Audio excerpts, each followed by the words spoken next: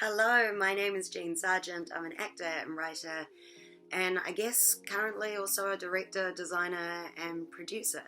And this is my TAHI Mahi. So I made my first solo show this year in 2020. Been an actor for 16, 17 years in Wellington and around New Zealand and around the world, and this was the first time that I had made from scratch a solo show. So I had plenty of experience as an actor, deviser, writer, collaborator, but I was kind of making this out of whole cloth. It wasn't necessarily that I thought, okay, well, now it's time for me to make a solo show, although I do think that possibly would have come up at some point in the progression of my career anyway. But it really, what happened to make me make this show is I saw a show in the Melbourne Fringe Festival that was great and really lovely, but something in me went, I could do better than that. So I was sort of inspired by my own ego, really, to go ahead and make something. And inspiration's got to come from somewhere. I'm an Aries, I might as well just be a little bit of an egotistical monster every now and again and get something going. Of course, once you've decided to do something, you have to actually do it. So the process for me started in the Notes app on my phone.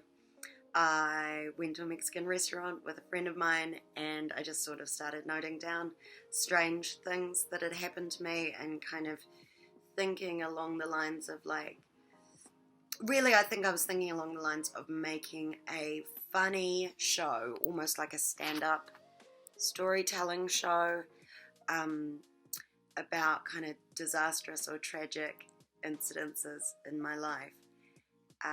But what evolved from that was something a lot more personal, a lot deeper, a lot more kind of raw and exposing, and ultimately just much closer to the show that was inevitable for me to make. So, a little bit about my show. My show is, I suppose, because its life carries on, called Change Your Own Life. And it is a autobiographical storytelling show about the worst year of my life, 2016, about some terrible things that happened to me and happened to people close to me, the loss especially of two young people who passed away in that year that were very close to me, and how I managed to navigate through that. But it's also a really funny show. A lot of the material that I draw on in the show, I mean, everything that happens in the show is 100% true. So if you've seen it, then, and you've had any questions about that, it is all true. I guess, not on purpose, but I guess working on the principle that truth is stranger than fiction. I'm definitely a yarner. I'm definitely someone who always has a story, whether or not people want to hear it at the party. But through kind of examining the strange occurrences of my life via my Notes app, that's kind of where the dramaturgy of the show came into it. I used mysticism as a structural device. So a lot of the storytelling of the show is linear in that it starts in 2016 with the death of my friend Michael, and then the storytelling progresses through to who I am now, today, at whatever date that I am performing the show, and then on into an imagined future for myself. And that linear storytelling is broken up by my recalling experiences that I've had with shaman and healers, and also through the use of tarot cards. Tarot is a pretty massive part of my life, and I find the lessons from the cards make for really great insight. I use the cards creatively to make decisions. I use the cards personally to get generalized advice or to get some kind of insight. And I'm a card reader for other people as well. So yeah, building in tarot cards, specifically 3 tarot cards that kind of structure the show, was a really nice kind of trick that I pulled off, I think. I didn't go into it thinking, oh, what I'll do is I'll tell stories, I'll use a tarot card. It just sort of emerged that way, which is, you know, the beautiful thing about writing by yourself, about devising by yourself or with other people, is to notice the things that emerge. I did a lot of the writing just sitting down at a desk or a table and just kind of binge writing, just sort of getting as much out as possible, and making cuts and moving things around from there. So, for example, there's a line in the show where I reference very briefly that I was once in a cult. Again, all of these things are true. And in an earlier draft of the script, that there was like a full page, maybe even more than that, which would account for about 2 or 3 minutes of stage time, about a page of my script, because the show is essentially wall of text, which is a lot, I think. Yeah, considering the breadth of styles that are available to solo performers, wall of text seems to maybe not be the most sensible approach, because you have to remember that giant wall of text. But it's what worked for me.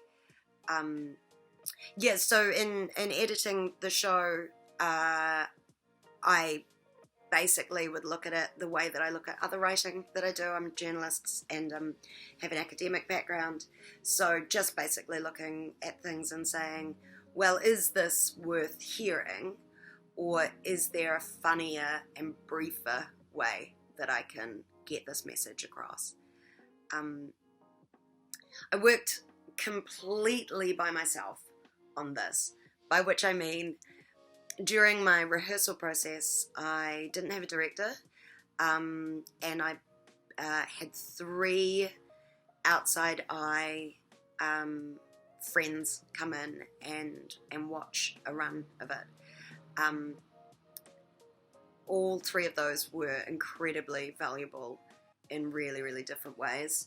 So that's one of the great kind of delights about being a solo worker, is that you can say, I need some help, and you can kind of get a variety of help, provided you know, you're a good friend to them, and you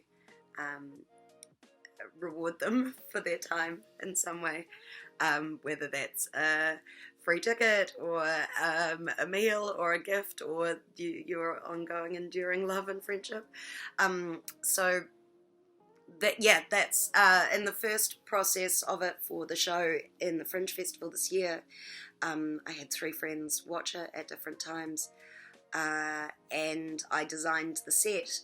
I drew and painted most of the props, costume designed it, sound designed it, and then once I was in the theatre with my technician, we designed the lights together. And same process for the second time around when I did it, when I did a live stream version from Bats, where the same set came in with me. We rigged it in a slightly different way for a slightly different space. I had 2 other friends come in and watch a run of it and give me some feedback, and then the designer, the lighting operator at the time, which was Bryn Tasker-Polland at Bats, her and I redesigned the lights together for that space. So it really was a totally solo venture for as far as I could manage it, and that was part of the experiment for me, was actually to see how far I could go with it by myself. Once I was in the dressing room at Bats in July, I think it was July the 18th, when I was about to live stream the show, June 18th, when I was about to live stream the show, it was only when I was in the dressing room there by myself that I started to feel the deep loneliness of working solo, and I really wanted to be sharing that space with other actors again. So I'm looking forward to working with other people again soon, because doing solo work is incredibly fulfilling, but the loneliness is actually pretty real. So big ups to everybody who does solo work.